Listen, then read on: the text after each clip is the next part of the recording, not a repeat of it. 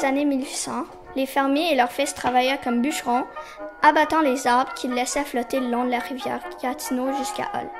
Ils travaillaient tout l'hiver dans des campements précaires jusqu'à ce que les draveurs reprennent le travail à la fonte des neiges. Tout d'abord, les troncs étaient acheminés à la main jusqu'à la rivière.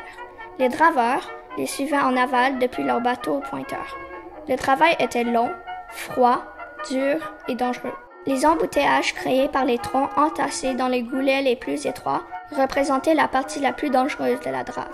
Les draveurs essayaient de résorber ces blocages à l'aide de leurs gaffes. Si cela ne fonctionnait pas, ils utilisaient la dynamite. Beaucoup d'hommes périrent dans ces manœuvres.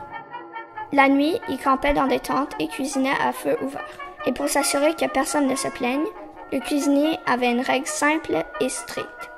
Pas de discussion pendant le dîner.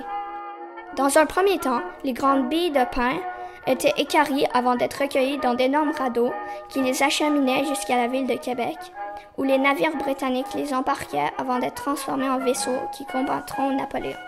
Plus tard, au 19e siècle, les billes furent envoyées aux scieries Gilmore à Chelsea pour être triées par différentes entreprises.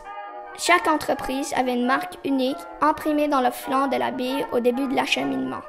Des millions de pieds de bois d'œuvre de la vallée de Gatineau ont contribué à la construction des maisons de l'Est du Canada et de la Nouvelle-Angleterre.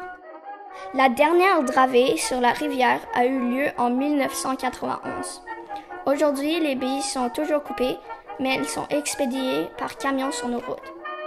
La rivière, autrefois couverte de bûches, est désormais utilisée pour des activités récréatives.